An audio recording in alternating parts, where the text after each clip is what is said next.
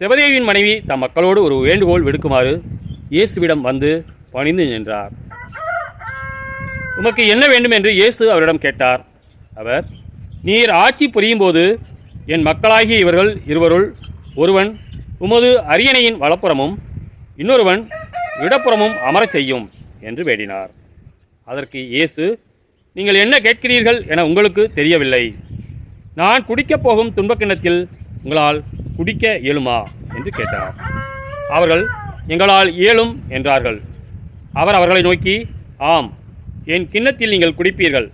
ஆனால் என் வலப்புறத்திலும் இடப்புறத்திலும் அமரும்படி அருளுவதோ எனது செயல் அல்ல. மாறாக அவ்விடங்களை என் தந்தை யாருக்கு ஏற்பாடு செய்திருக்கிறாரோ அவருக்கே அவை அருளப்படும் என்றார். இதை கேட்டுக்கொண்டிருந்த 10 பேரும் அச்சகோதரர் 20 மீது கோபம் கொண்டனர்.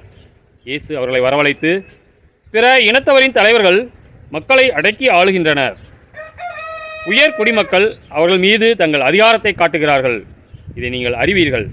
உங்களிடையே அப்படி இருக்கக்கூடாது. உங்களுள் பெரியவராக இருக்க விரும்புகிறவர் உங்கள் தொண்டராக இருக்கட்டும்.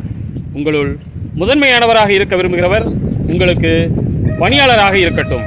இவ்வாறே மானிட மகனும் தொண்டு ஏற்பதற்கு அல்ல, தொன்று ஆற்றுவதற்கும் பலருடைய மீட்புக்கு ஈடாக தம் உயிரை கொடுப்பதற்கும் வந்தார் என்று கூறினார்.